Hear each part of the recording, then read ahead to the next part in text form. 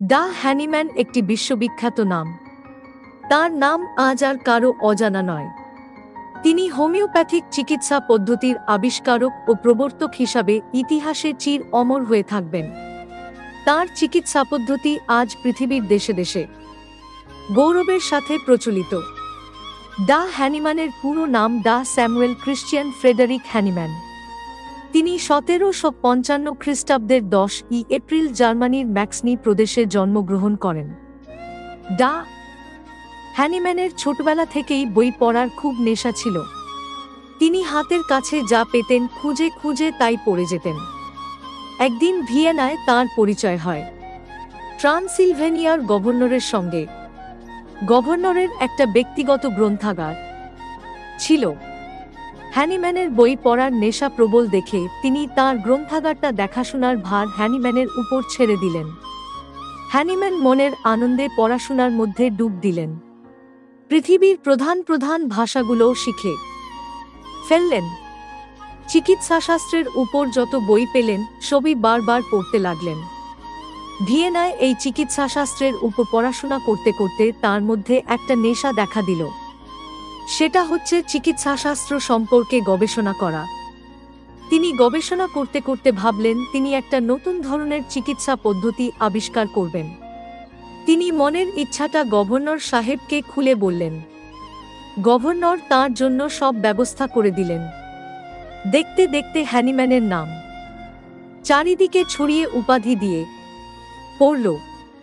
1789 সালে এরলামগেন বিশ্ববিদ্যালয় তাকে সম্মানিত করে এমডি। 1782 সালে হ্যানিম্যান ট্রান্সিলভেনিয়ায় থেকে গবেষণা করছিলেন। ওই বছর তিনি বিয়ে করেন। চিকিৎসাশাস্ত্রে উন্নতি করার জন্য তিনি ড্রেসডেন শহরে চলে আসেন। ড্রেসডেন শহরে এসে তিনি দিনরাত গবেষণার কাজে ব্যস্ত থাকলেন। প্রথম দিকে তার গবেষণা বিষয়বস্তু ছিল ভেষজ ও আর্সেনিক বা সেকোবিষ। পরে তাঁর গবেষণার বিষয়বস্তু সব বই আকারে বের হয়। এই বইটি খুবই জনপ্রিয়তা লাভ করে। দেশ বিদেশের বিদগ্ধজনেরা জ্ঞানীগুণীরা বইটার খুব প্রশংসা করেন। ফলে ডা হ্যানিম্যানের নাম চারিদিকে আরও ছড়িয়ে পড়তে লাগল। হ্যানিম্যানের একমাত্র কাজ হয়ে দাঁড়ালো বনে জঙ্গলে ঘুরে ঘুরে নানারকম ভেষজ জোগাড় করা আর সারা রাত ধরে সেসব পরীক্ষা করা। তিনি একদিন তাঁর 2-4 জন বন্ধুকে অনুরোধ করে সিনকোনা গাছের ছালও খাওয়ালেন। দেখা গেল প্রত্যেকেরই কাঁপুনি দিয়ে জ্বর এলো। এবার ডা হ্যানিম্যান সিদ্ধান্তে এলেন যে রোগের প্রতিষেধক সেই ভেষজকে সুস্থ দেহে প্রয়োগ করলে সেই রোগ লক্ষণ দেখা যাবে।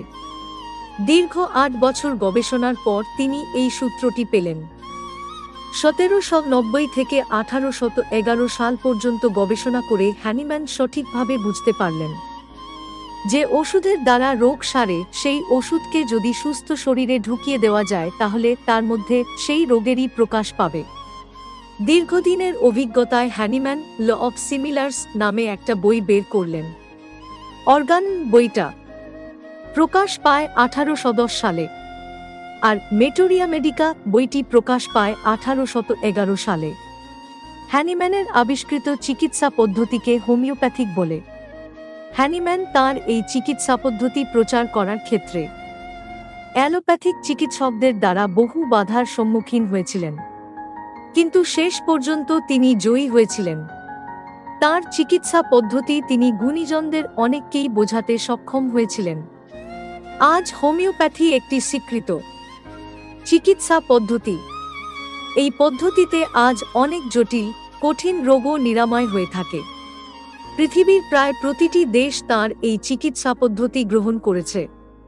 প্রথম স্ত্রী মারা যাবার পর হ্যানিম্যান এক ফরাসি বিদুষী মহিলাকে বিয়ে করেছিলেন। বিয়ের পর থেকে হ্যানিম্যান ফ্রান্সেই বসবাস করতে থাকেন। 1843 খ্রিস্টাব্দের 2 জুলাই এই মানবতাবাদী মহান বিজ্ঞানী 68 বছর বয়সে প্যারিসে মৃত্যুবরণ করেন।